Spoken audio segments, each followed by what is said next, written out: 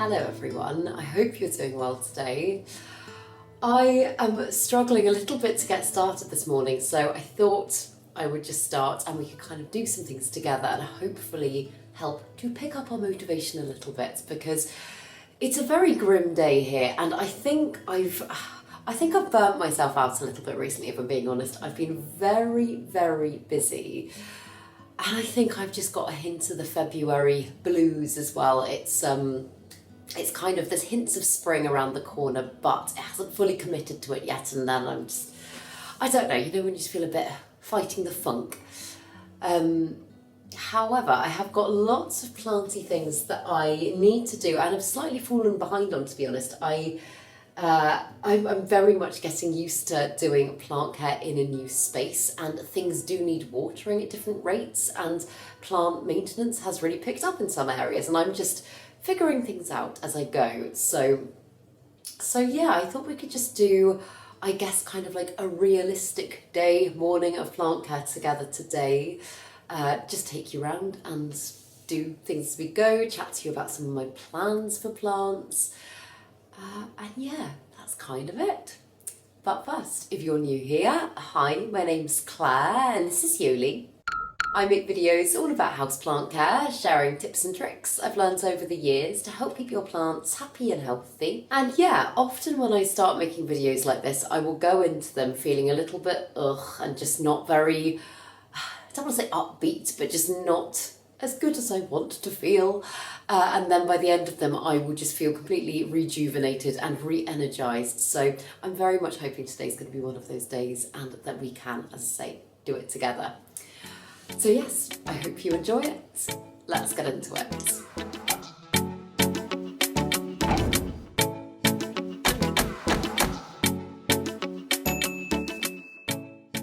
So I thought I would start off today by looking at some of my living room plants, just because I don't know why, but not having them in my main planty space next door, or like at the end of the space, has meant that, and I know I said this before when I was living in the flat, has meant that they haven't got as much care and attention as I'm giving the ones in the main space. I don't know why. I think it's a slight psychological thing of, like, for me anyway, if I don't have everything in a whole space where I can just see it all the time, I don't always pay it as much attention. Like, I always found that I neglected the bedroom plants more than the plants in my living room at the flat. So yeah, I'm gonna just take all of them off the windowsill, have a look at how they're doing, give them a pest check their roots. I have a horrible feeling there might be a thing or two that needs looking at. And then yeah, we can decide where to go from there.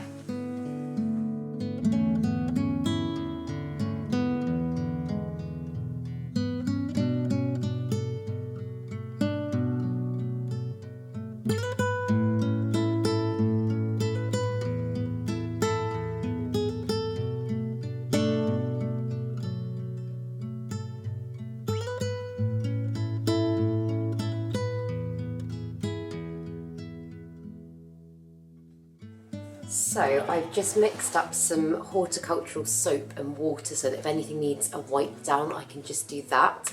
What I've been doing is I've actually been mixing it up and I've been using the same water, assuming I don't find pests on the plants, of course. I've been using the same water over like a week just because it saves on the cost of horticultural soap.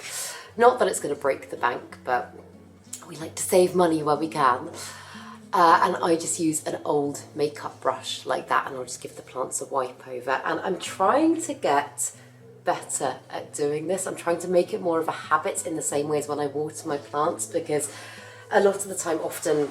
Oh, hello, Yoli. No, this is not convenient. Hello, sweetheart. Right, come on, they come through.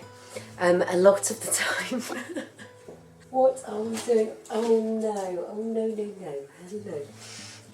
Right, we're moving plants.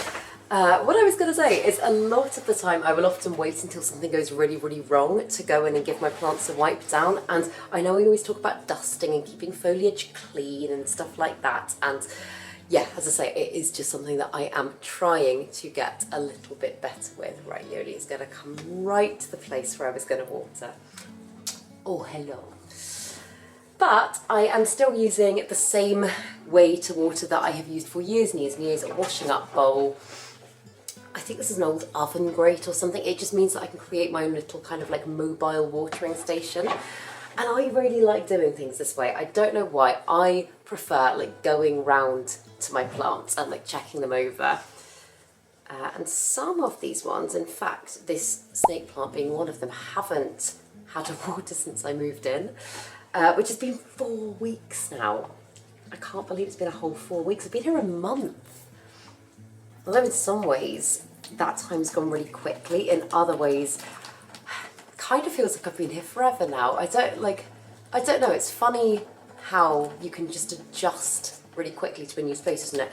I was saying actually on my Patreon the other day, I feel like there has been so much going on since the time that we kind of came to move in. There's been some other things going on behind the scenes that I'm not allowed to share on YouTube yet, however, are very exciting, and I should be able to tell you about in the next week or two. But there's been all of that going on alongside the house move that has carried on into the house move over the last few weeks. And there's just been like social things going on, which I know I can't complain about, but you know, when everything kind of hits at once and you find that you need to just be very focused and you need to kind of really plough your energy into the things that are in front of you, and then all of a sudden those things stop and you're like, oh, okay. And you realise how much you've given. I'm kind of just feeling a bit like that at the moment. As I say, I do think it would help if it was beautiful sunshine outside and I could just go outside and recharge a little bit, but it's not the case at the moment. One thing I'm finding very interesting, actually, is some of my plants that I've changed up the conditions of a little bit. Like, for example, my Aglaonema stripes. This one, at the flat, I was growing in really quite low light. It was over by my cabinet, but it wasn't really getting any light from the cabinet. And since I've been living here, obviously I've been growing it on the windowsill, and although it is a plant that can totally grow in both conditions, it's just really apparent how much its growth has sped up in the time that I've lived here. It's given me growth that it probably would have taken 2 or 3 months to give me in the spot it was in before, so I'm really happy to be able to provide it a little bit more light. And the only thing with the plants over on the windowsill here is that any time we go out or anytime someone comes to the door, Yoli jumps up and she kind of paws at the window. And so in fact one of my alocasias, my Alocasia Platinum, has lost about 2 or 3 leaves already. In fact, is this my Platinum or is this my Bisma? I lied, this is my Alocasia Bisma. But yeah, it's lost quite a few leaves and I'm not too happy about it. So yeah, I don't know how we're going to make that behaviour stop, but maybe I just need to choose hardier plants to go in that position. But this is an interesting one actually. This is my Dracena Goldiana, I think it's called. I don't say the name very often, so I often forget the name of the plant. But it's absolutely beautiful. Its foliage is just on another level. It's so pretty. And this is one that when I had it at the flat, I didn't have it that long. I think I've only owned the plant for maybe like 3-4 months-ish. But when I was growing it at the flat, it was one that I was growing through in the bedroom, and I really did like nothing to it. It was perfectly happy. It was giving me new growth, again, probably not at the same rate as it is now. But there were no issues. I just was like, this is a really easy plant. And since I've moved here, it's one that I thought would be really quite hardy and not really give me much grief, but it's lost quite a few leaves already down at the bottom. I've had to take them off because they were completely yellow. And it's just been requiring so much water compared to what it was getting before. Like, I don't know if you can really tell, but at the moment its leaves are almost kind of like look at that one. They're really quite curly, and it never did this before. And as I say, it does still seem to be putting out growth. It does still seem to, on the whole, look healthy. And when I do water it, it bounces back really quickly and it looks really perky. But yeah, I have actually given this one a check over for pests quite recently because I was like, is there something going on? But if I lift it out of its pot, you can see the roots look very, very healthy. So I'm like, maybe it's just acclimation. It's just not one that I would have thought would be, I don't know, such a drama queen. I don't feel like its light's changed that much either.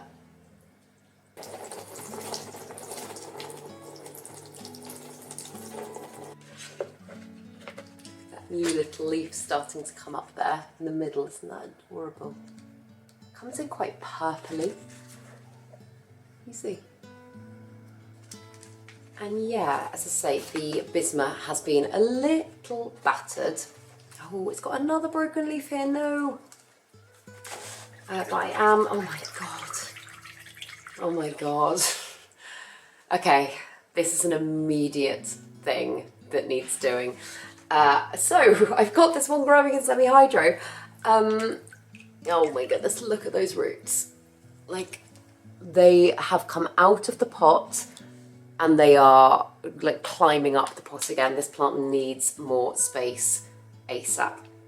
So I'm not even going to bother adding more waters to the reservoir. I'm going to put this to one side and we can take this next door in a minute and change out its substrates.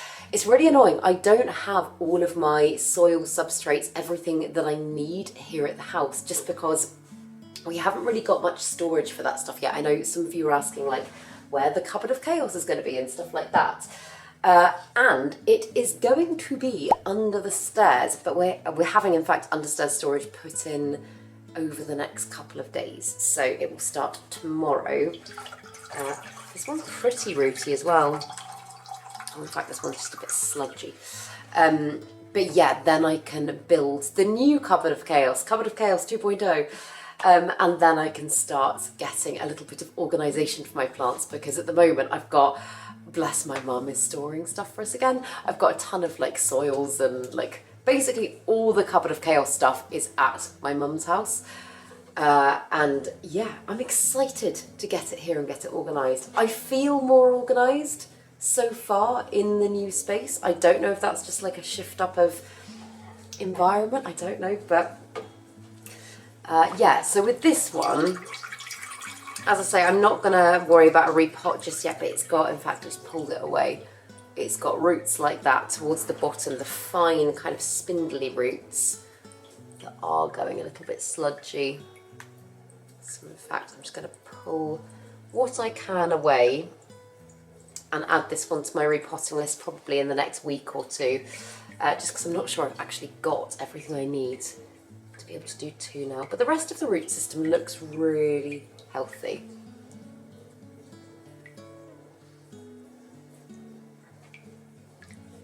I'm confident there are some corms in here as well, so I could do a big corm harvesting at some point soon and get some babies going for spring.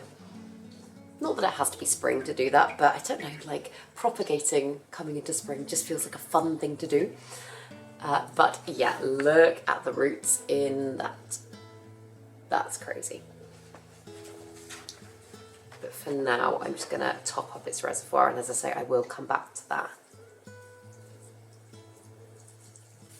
It's really annoying when you get things stuck in your watering can spout. It happens all the time, and it's usually a bit of semi-hydro or a bit of orchid bark.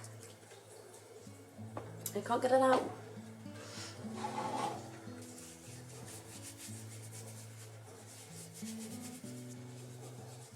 I was going to say as well, if I sound a bit croaky, I've got such a pesky cough. I've had it for about 3 weeks now, and it just will not go away. I don't feel unwell. I just sound it, so yeah, I'm a little husky, that is why.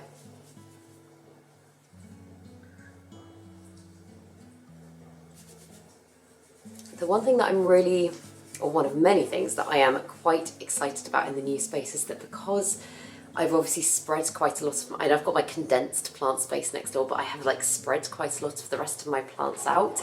I'm like, I feel like maybe I won't be dealing with pest issues quite so much, because at the flat everything was so crammed together that if one thing got pests and I didn't notice it immediately, it would often spread.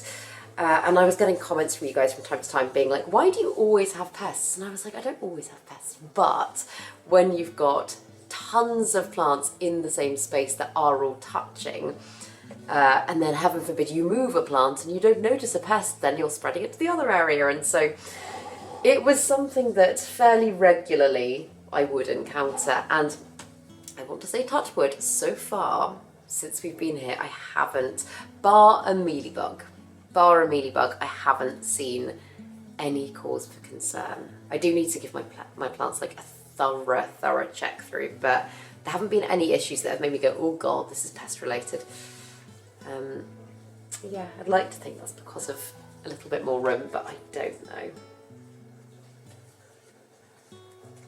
I said it a while ago as well, but one thing I found works really well if you're working with like a tall tower pot like this and you want to find a pretty cover pot, is actually just getting like some jute string or something like that and building it up and just gluing it into place. I just wrap it around and glue it with my glue gun, and I think it works quite well, and I think it looks quite nice. Obviously you can do it in like whatever style you would like, but it's something that I have found works pretty well. Because those tower pots are so practical, but there's like no pots that work with them. You can get some, I know there's a couple of people making them on Etsy now, and while some of them actually I think look really cool, in my opinion they are a little bit overpriced. Or I don't want to say overpriced, not what I would like. I would prefer to opt for something cheaper or something DIY if I can. And this one, I've got it in a pretty pot, it doesn't really need to be in there, it's just growing in a hummus tub at the moment, in, again, semi-hydro. And it seems really happy here, because again, this is a spot that, so this is where it is actually growing. I know I brought some of those ones over, but this is where these three here are growing. And I was a little bit worried, because I was like, is that going to be enough light for this plant? But it is already, you can see just like there, a little leaf there as well, it's starting to put out new growth. So again, it makes me so happy when my plants are happy. I do worry so much, like you worry even when you change their position sometimes, that it's like, oh god, was it doing amazingly and now am I sacrificing all that lovely growth? But I was concerned moving here with so many that I was like, what if, like hypothetically, what if like all of them start going downhill really quickly, what would I do? Fortunately that hasn't happened. I think a lot of the time we need to kind of give ourselves a little bit more credit that if we've made our plants work in one space, usually that is kind of transferable. Usually we know more than we think we do. And oh my goodness, when we go through to the plant room in a minute, I will show you, in fact, a couple of exciting things going on in there. But I'm just going to tell you, one of the most exciting things that I'm pretty sure has worked is my Anthurium pallidiflorum is putting out inflorescences like crazy at the moment. It's putting out two currently, one of which entered the female stage where it was producing the stigmatic fluid and it was basically receptive and I could pollinate it. It did that for like, I want to say like 6 hours. It was so short. But I had some pollen to hand and I was like, go, go, go. And so I did pollinate it. I self-pollinated it. So I didn't like play about with cross-pollination or anything like that because I only had the pollen that I'd collected from it the last time. So pallidiflorum pollen or clarinervium pollen. And I am pretty certain that clarinervium and pallidiflorum just cannot be hybridized. I have heard, however, that the crystallinum and the pallidiflorum can be crossed, so that would be quite fun. I don't currently have any crystallinum pollen, but I do get it fairly frequently because my crystallinum often puts out different inflorescences, so when that time comes, I will certainly be trying that. But that's where I was going with it. Basically, I think the pollination has been successful. I believe the last time I successfully pollinated an anthurium, the inflorescence kind of went quite green, and it's happening with this one, and I'm like, oh my goodness, please, please work. I would be so happy. So yeah, fingers crossed. Fingers crossed. And although I could totally like give this plant a wipe down, seeing as there are so many leaves on this one, and it would take me quite a long time if I wanted to be thorough, I think the next time it needs water, I might just take it through to the shower and give it a really good spritz down. It looks pretty healthy though.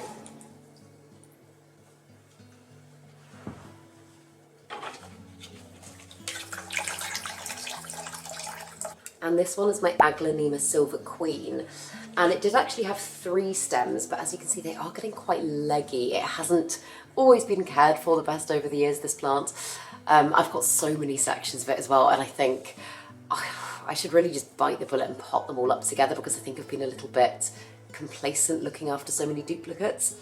But I decided to chop and propagate one section a little while ago, and I left enough stem to be able to see the new growth coming in, just because I thought that'd be quite exciting to watch. But yeah, it's still got these sections, and it is the Aglaonema that puts out the most extra floral nectaries I have ever seen. Like, can you see all of those what look like kind of like crystals or like water globules? Globules, is that a word? Yeah, so basically all of those are little nectar secreting glands, and often that can be a sign that the plant is battling with pests. Hence why I am just giving it a really good check. I can't see anything, and I'm pretty sure it has always done this. I don't remember a time that it didn't do this. I think I might just give it a little wipe down just to be on the safe side though.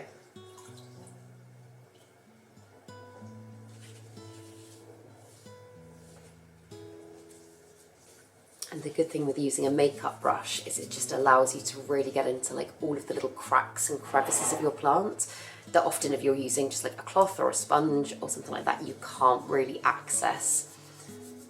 And it's particularly good if you're dealing with pests, just because a lot of the time pests really do get into all of those little bits that you can't reach, and so it just makes life easier and means that hopefully you won't have to do quite so many pest treatments going forward, because you won't miss as much.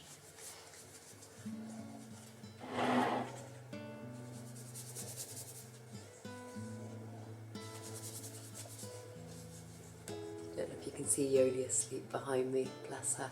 I know some of you were saying, why don't I get her a bed for the space that I've been filming in?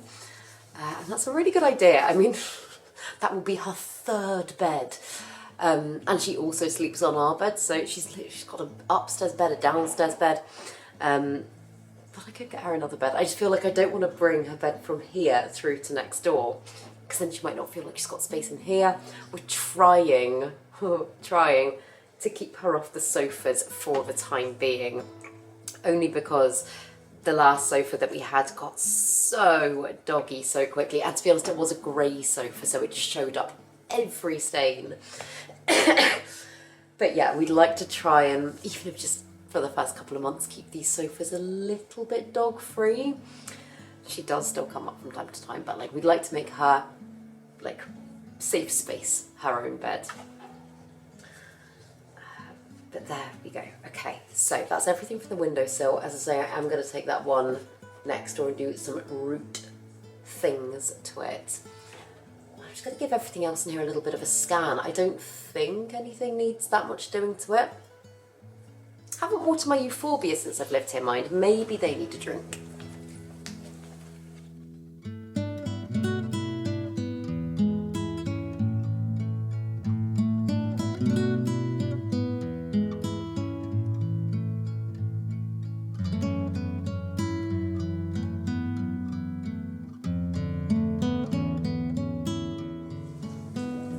I've shown you this begonia recently as well. I can't actually remember its name, so I have to put it on the screen. But this is one that's growing in my little cabinet in my living room. I don't know why it's focusing. I think it's because the light is so bad. Spin you around. Is that any better? Oh, we can vaguely see it, can't we? But yeah, it's just started giving me really quite big growth recently, and like you can kind of see in this light, it has got a slight iridescence to it, and I think it is so beautiful. And I'm just excited to know like how big this can get, because kind of like the Begonia paulensis and stuff like that, I'll put a picture of that one on the screen if you don't know which one I'm talking about. But if this one could develop those really big circular leaves, I'd be so happy. I'm actually really excited to pot this up, like pot it up more, because obviously it's in quite a small pot, and do a bit more with it. I might do that today actually. Let's get through the things that I need to do, and then I might come back to this one. Oh my goodness, I'm noticing so many fun things in that cabinet. And again, I'm sure the light is probably going to be awful, but I think actually maybe this is worth taking you next door for. This is something that I've only just noticed. But look at the colour of these two new leaves. This is the Begonia Maori Haze. And this was actually given to Ross by one of you guys at a London plant swap last year. And it was very, very silvery, and it has been very silvery this whole time. But yeah, those two leaves have just sneakily popped out in the cabinet, and I think they are beautiful.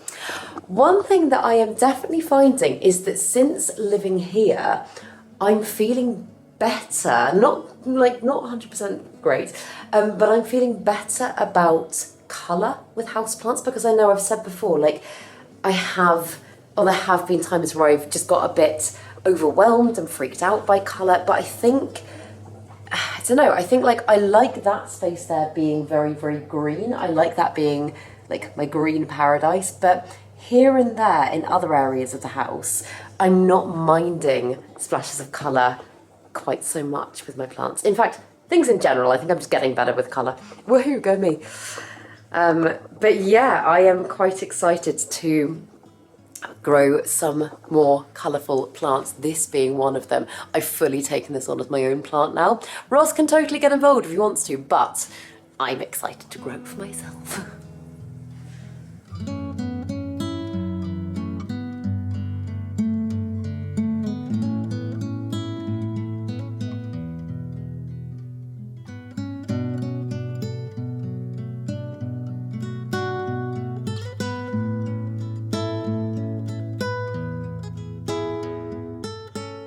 Also, my Philodendron Dean McDowell up there is not stable. I can see that plant coming crashing down at some point. For now, I'm going to just like wedge a little bit of something under the front of the pot to give it a little bit more like uprightness. But I need to think about what I'm going to do with that one. Any ideas, please let me know. But yeah, just going to wedge a little bit of cardboard under the front of its pot to stop it from tipping for now.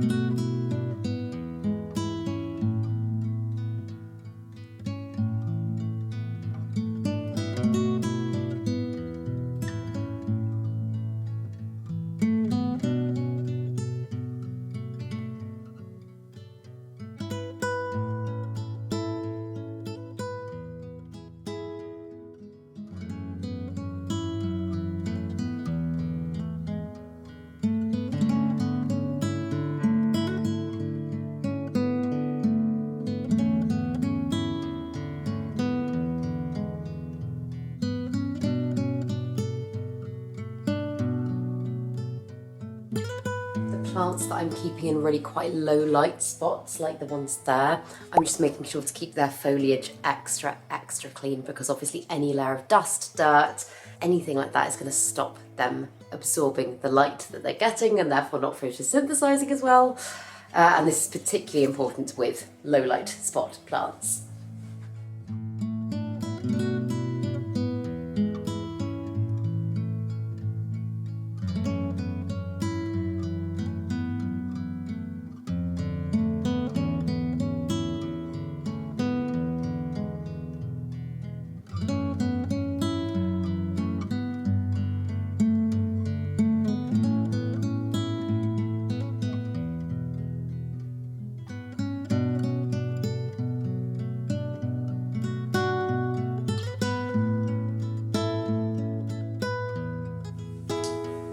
really confident that I had another taller tower pot to put this plant in, but I can't find one anywhere.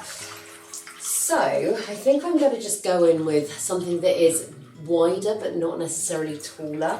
The reason I like using the tall tower pots for alocasia is just because as they get taller and taller and they get higher aerial roots, you can just like build up the substrate and activate the aerial roots and strengthen the root system.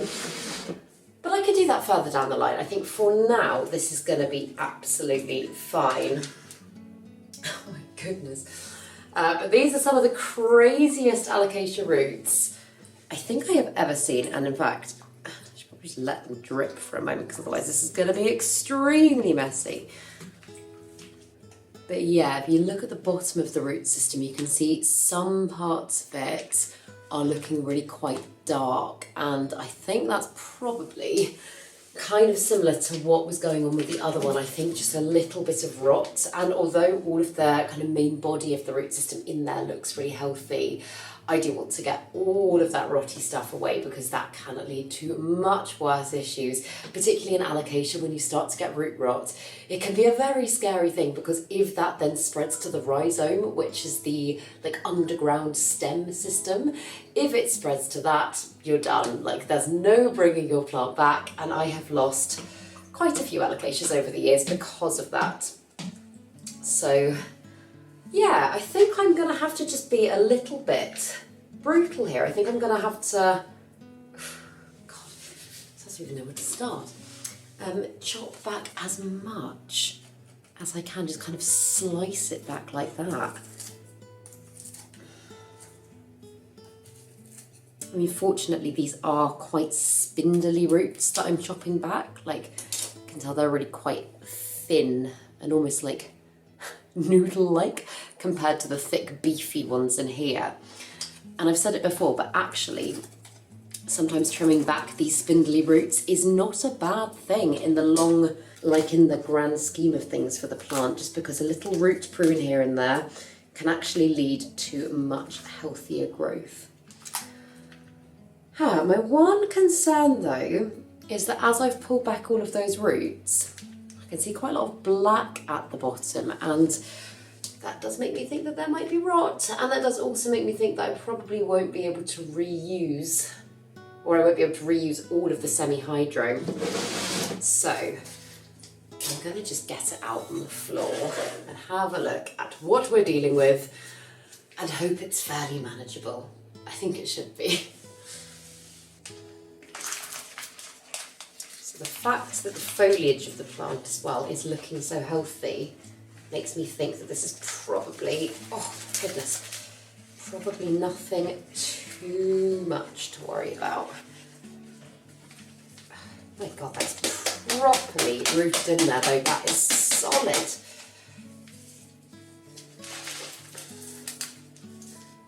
fact, I'm going to try to separate the semi-hydro from the top of the plant to that at the bottom so that I can, without having to sterilise, I can reuse what's here at the top.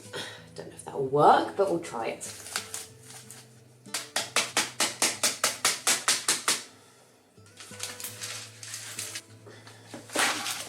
Oh, okay.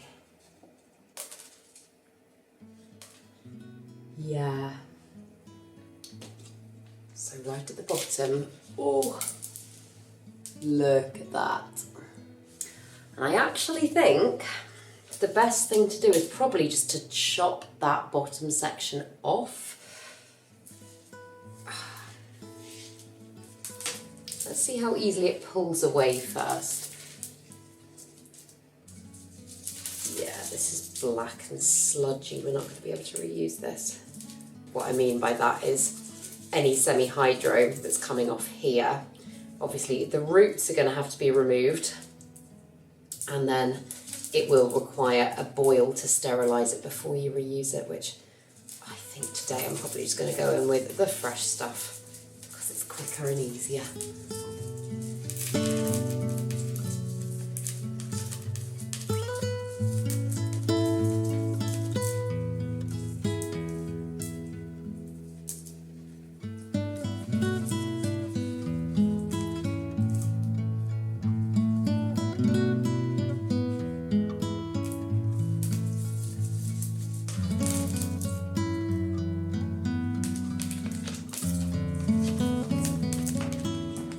Okay, I think I'm happy with all of the dark that I've got off. If you look in there now, it's all really full and pale and healthy. I have noticed that there are actually 2 plants in here. Like, that's a little baby that's obviously popped up from a corm. And although I'm not that fussed about breaking up the entire root system, I think I'm going to try and just loosen the little baby out if I possibly can, just so that I can separate them and it won't be quite so crowded in there.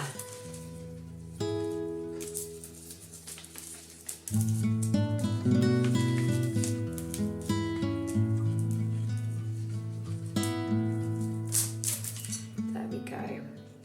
That wasn't very graceful, but we've got the baby out and it's got a really good root system. So that's really good news. I can put that to one side and I can start that off as a brand new plant, which I can either obviously keep in my own collection, I could swap it, I could trade it.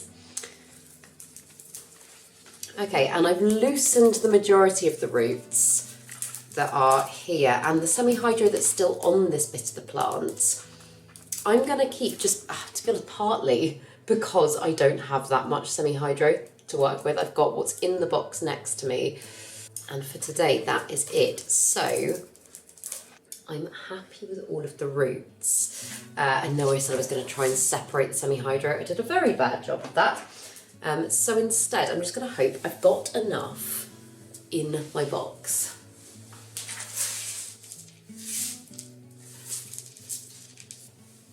Just giving my hands a quick wash. But yeah, so as I say, I'm going to go in with this pot that, if we compare it to the size of the one it was in before, it's wider, height-wise, not hugely different, but I do think it is going to allow more space for this root system to spread. And yeah, this is all of the semi-hydro I have left, so let's pray that it's going to be enough.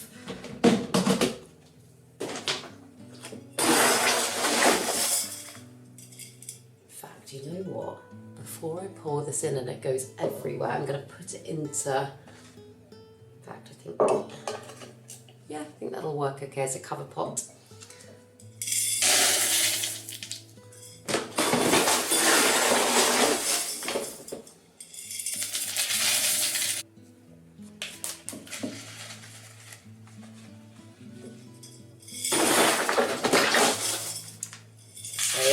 Marginally bigger. It's not ideal, but a lot of the time with houseplants it's about working with what you've got, and I can change this up, the plant, in the next few weeks even if I need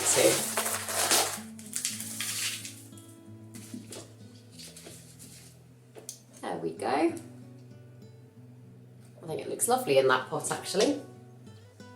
So yeah, I'll fill a little reservoir in that and I'll keep that on the windowsill in the same place, and hopefully now it's got a little bit more space to breathe, the plant's going to be much happier because it is such a beautiful alocasia. I think its foliage is just stunning. And yeah, obviously now I've also got this little baby and I'm trying to think about how I'd like to grow this. The good thing is this one, because it was kind of positioned a little bit higher in the pot, it hasn't been affected by any of the rottiness going on at the bottom. I'm kind of thinking I could pop it in water, I could pop it in sphagnum moss, or I could go straight in with semi-hydro. Options. Considering what I've actually got available at the moment, I think I'm actually just going to go in with a little plastic cup and some water for the time being. As I say, in the next few days I will be rearranging the cupboard of chaos. I will be getting in plant supplies that I need, and then I'll be able to kind of get a little bit more set up, because yeah, the lack of organisation with all of the plant stuff at the moment is driving me a little bit crazy. But I think this one will be perfectly happy like this for the next few days. So yeah, I think I will probably, if I can find space, pop it onto one of my little plant shelves behind me. In fact, as sad as it is, I do think I'm going to remove that leaf with the break in the stem. That's one of the ones that Yoli knocked. Just because I know that leaf is not going to bounce back. Sad, I know. But yeah, a snapped stem, if it's that badly snapped, there's rarely anything that can be done, so this also makes it a little bit easier to balance the plant on the shelf. Again, ideally I would be using a bigger container. But like I said already, working with what we've got. So there we go. Okay, just gonna have a little tidy up. I'm going to give this one a water, pop it back in its spot, and then I think I should probably get into my cabinet because I've been putting it off. Let's do that.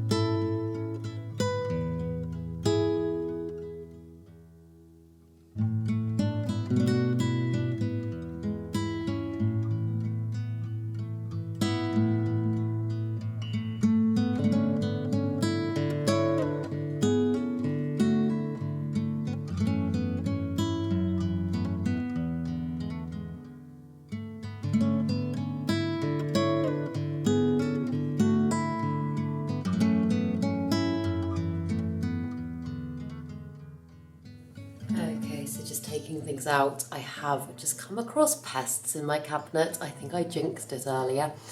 Let me move you into the light and I can show you. So yeah, this is my Peperomia obtusifolia, and to be honest, this one hasn't been happy for a while, but I just saw the back of the leaves and some of them look very kind of like mottled, and that is classically a sign of pests. And I should have kept it to show you actually, but I did just squash a thrip on one of the leaves, and you know what, the rest of it looks okay. But this is a peperomia that I have found to be quite susceptible to thrips in the past. So I'm actually probably going to put this one to one side and take it up to the bathroom and give it a really, really good spritz down. And I'm going to give everything else in my cabinet a wipe down just to make sure that nothing has spread. And I'm not going to use the same water on that as I am on this, just because I don't want to spread anything. So yeah, as I say, I'm going to put this one, the culprit, to one side, and I will come back to that later.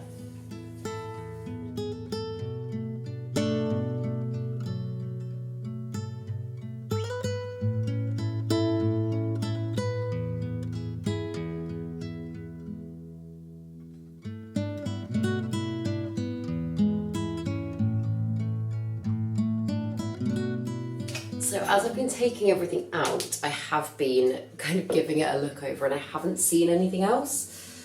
But usually where there is one, there's likely more. It was a dark black adult thrip as well, which is very annoying. Also, I don't know if anyone can explain the science behind this, but I know that obviously you typically find like juvenile thrips, or you find dark black adult thrips. Like, it's rare that you find them together in my experience, and I always just find that a little bit strange, because I'm like, does that mean that they're two different type of thrip? Like, why is that? Why is that? You'd expect to see maybe like a few adults with like loads of babies. I could never quite work that out. So if anyone can answer that question, I would appreciate it.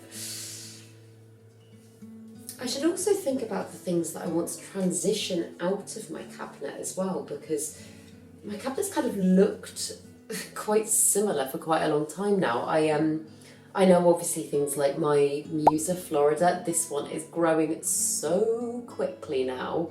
That one, I need to pot it up actually, but that one will definitely be ready to be kind of like set up outside of the cabinet quite soon. In fact, even things like my Schismatoglottis, this one has got really big now. I won't talk you through all of the Yeah, I was going to just say I won't talk you through everything that's in my cabinet, partly because I've banged on about it a million times, but also there's not updates to give on all of these plants.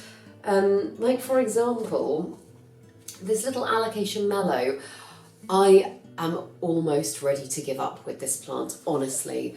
It's got that one leaf that is very cool, very pretty, but it's had that one leaf for I think about 6 months, and I don't know what to do. I don't know what I'm doing wrong. I've got it back in sphagnum moss and I'm doing all the right things. And it's got good light, it's got good heat, it's got good humidity. I am doing everything the internet has told me to do and you guys have told me to do, and it just isn't giving me any more growth. So yeah, again, if you have that plant, please do let me know what you're doing right, because it is an alocasia that I just really can't get my head around. And it's a shame because it's such a pretty one. But yeah, it's just had that one very sad leaf for such a long time. I'd love to be doing more for it, but I don't quite know what that is.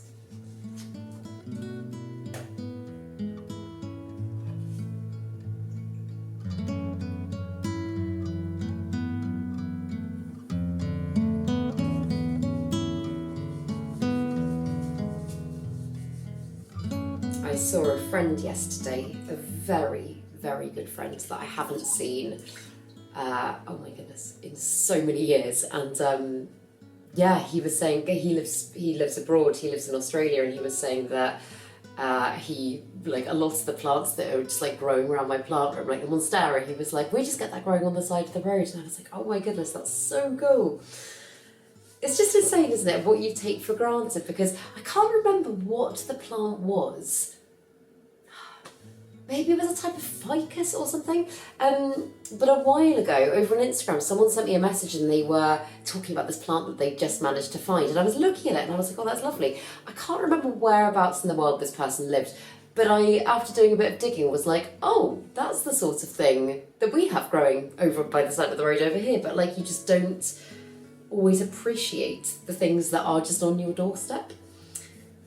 It's like things like the pothos plant. Obviously, that is one of the most popular houseplants here in the UK. Like, everyone loves a pothos, and I mean, it is such a great plant. It's such a versatile plant. It's such a hardy one. But it's considered an invasive species in so many countries, and I think that's why it's such a popular houseplant, because it's difficult to kill typically. But it's crazy how we go so mad for it here, whereas in lots of countries people will be kind of chopping it down and throwing it away to get rid of it. I think this is why I always find the term rare when it comes to plants a bit of a weird one, because what might be very unusual or like not seen very much here in the UK might be super accessible in Canada, for example. So yeah, I think like rare and desirable and like uncommon can mean different things no matter where in the world you are. I've spoken about plants that I consider to be very rare before on my channel, and people have been like, oh my goodness, you can get that for a £5 here. It's crazy. It's really crazy. The roots on this one are so ridiculous. I do need to put it up. It's got like roots going all the way around the bottom and everything.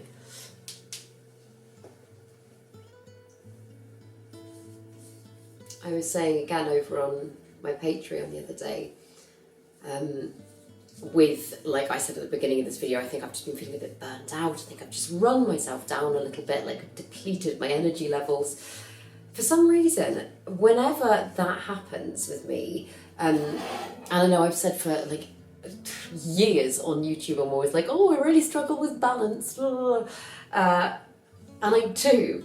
Think it's partly ADHD, but I think it's just something I've always struggled with. But one of the things that I find really difficult when I am feeling quite burnt out is like anything that involves engaging in technology, which obviously can make what I do a little bit challenging at times. It's a really hard, like I don't talk about it that much either because it's quite, I don't know, it's a weird one to explain, and I understand that a lot of people might not get it. but it is such a pattern in my life that like as I've got older, I'm like, okay, so like it's not just, I don't know, a thing that, I don't know, like a one-off. It happens all the time. I'm talking about it on here because I posted this video on Patreon kind of talking about it, and I felt so much better for it. But yeah, when I feel a little bit run down sometimes, I think I could just find things like the simple things like replying to a text message, I can find really overwhelming. I think it's probably, oh, the sun's coming out, yay. I think it's probably like a bit of mental overstimulation. And at those times, that's when I want to do like silent plant care, and I don't want to talk through anything. I don't want to film it. I don't want to document things. I don't want to start experiments. I really just want to keep everything very much for myself. I want to just sit on the sofa and do some art, do some knitting, do something that is like cozy and calm for myself. And I do go into these shut off phases from time to time. It like, sometimes I will have a month or 2 months where it doesn't happen and I'm like, amazing, maybe it will never happen again. And then I can go from high to low so quickly, and like it isn't even as if I'm feeling very unhappy. Like that's not what it is. It's just a real sense of pulling myself away because I don't feel I've got much more to give at that time. And I know in like lots of different ways this is something that when I have spoken about it before, lots of people have really related to. But it just leaves me feeling like a really bad person. Like you might notice if you watch my channel a lot that I will go through phases of replying to comments. Like sometimes I will reply to every single comment on a video. Like there might be hundreds of comments and I'll reply to all of them with like really in-depth responses, and I'll find that a really like fun, easy thing to do. And other days, the thought of responding to even one just totally freaks me out. And as I say, I'm the same as messages, and this isn't just a like YouTube, Patreon thing. This is something that I very much feel in my personal life as well. Like, I think pretty much all of my friends will say from time to time they have to be like, is Clara okay? Because she's just shut off again. And I just do it. I'll let texts go, oh God, I've let them go like a month before and I feel so bad. But then the longer time goes on, the more I'm like, oh God, now I'm just an awful person and I shouldn't remind them I'm an awful person by replying. So I just like leave things, and I really wish there was a way to combat this. So if any of you really relate to this, or maybe have related to it in the past, and you found a way to overcome this, please let me know, because I'm feeling a little bit stuck with it at the moment. And I know for a fact, because I always do, I know in a few days, a week, I'll come out to the other side of it and I will be more on it than ever and I'll feel great again. And I'm like, oh, what was I worrying about? And then in a month or two, we'll probably have it again. But it'd be really nice to find some better coping mechanisms. I know there's, I can't remember the name of it, but there's a thing, I want to say it's like the rule of 5 or something, that I read up on. I'm just going to turn my humidifier off because it feels very steamy behind me. There we go, it's better. Where if you've got like 10 things to do that day that are really, you're finding quite overwhelming and you're struggling to get started with them, and what even the overwhelming thing might be like replying to an email or replying to a text, or it can be like really menial, like whatever it is. If it's overwhelming you, put it on the list.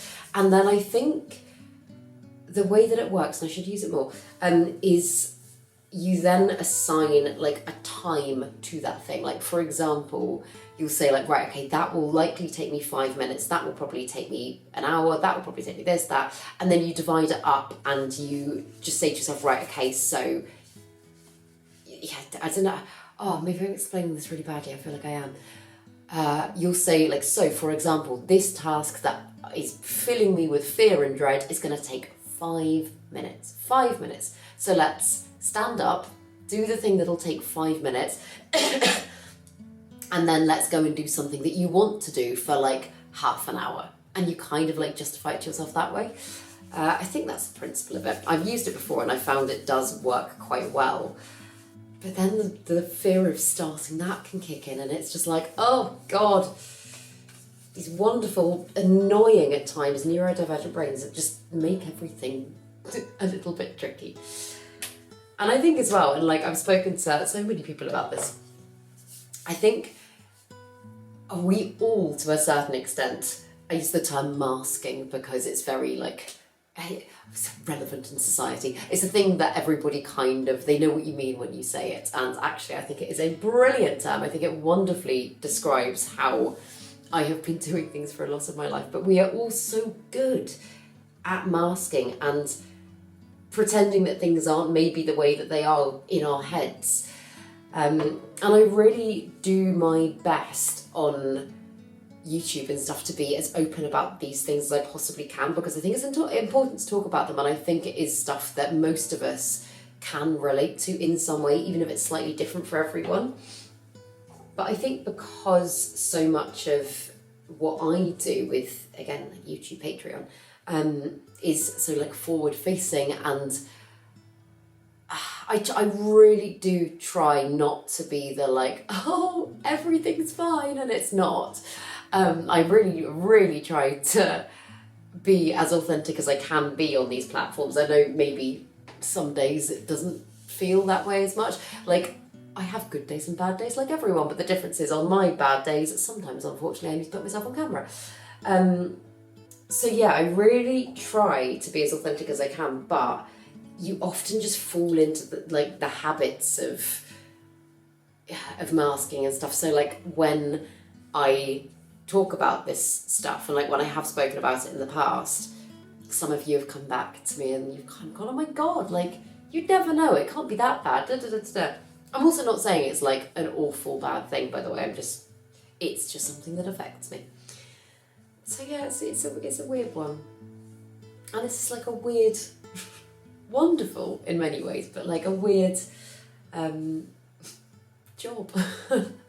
It is so random. Like I often, again, like this friend that I was catching up with yesterday, I was saying like, if you told me 10 years ago that this is what I would be doing, I would have laughed so much. I'd be like, what? That's so strange. But it's funny how life just like takes weird twists and turns and throws you in directions you would never have thought of.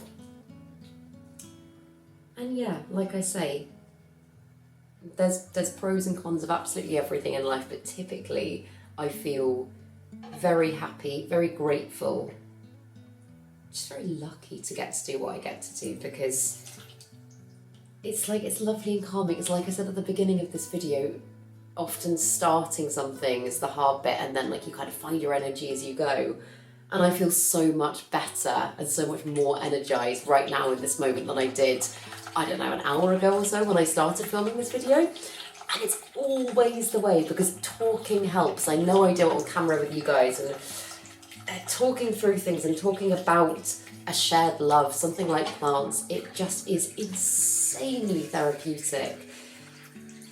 And like I say, I am just eternally grateful for it. I really am. I've been asked by you guys before whether or not you think I'll ever stop YouTube, and I have no idea in the future. Like, I have no idea what the future holds, but I never thought I'd be doing it in the first place. But I really can't see that happening. I think probably as the years go on, my channel will like evolve. I don't know how, but I think probably it will, because life just changes, and I don't know. I was thinking as well, because I saw Mr. Sheffield, who's here on YouTube, who is just so funny and lovely, absolutely lovely. I saw he'd recently started a gardening channel as well as a houseplant channel, I believe because he's also moved house recently. And I was like, can you imagine if I got really into outdoor gardening as well? It could happen, like it could happen.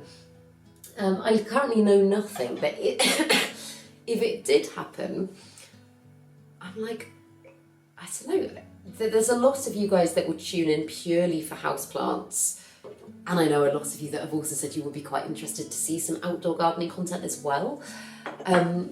So if that time comes, if I do decide to kind of document it and take you with me a little bit, would you prefer, and genuinely I'm really interested to know your opinion on this, would you prefer to have a separate channel like The Garden Haven? That is also what Ross used to call my YouTube channel for the first like 6 months of a dating. He'd be like, oh yeah, your channel, The Garden Haven.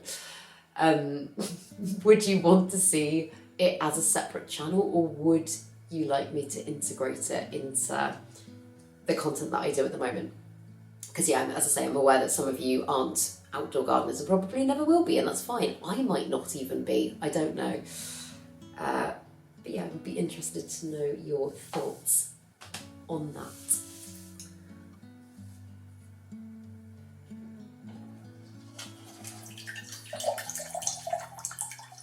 The really good thing is that I can't see pests on anything else. I'm giving everything a really good check, really good wipe down. And I think we're in the clear. That peperomia has been looking a little bit unhappy for a really long time, so I think it's probably a good excuse to get it out the cabinet and get some stuff done to it.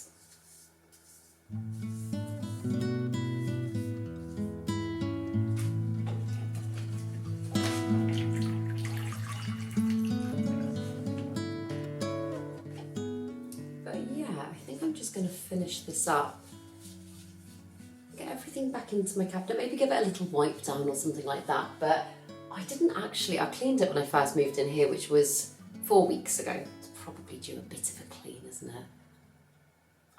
I honestly don't know if I have the energy for that today, so maybe I'll keep everything to one side, give it a clean out tomorrow, and then get everything back in. I think that seems like the better option. But yeah, I think I'm going to finish this video here just because I've got through a fair amount. I'm happy with what I've done. And yeah, if you, as like I know I always say, but if you were doing stuff along with this video, I really hope you got lots done. Yeah, I, like I've just said, feel so much better and more energised and feel like I'm getting on top of stuff, which is a good feeling. So yeah, if you did enjoy this video, please make sure to give it a thumbs up, subscribe to my channel, have a lovely day, and I will see you in the next video.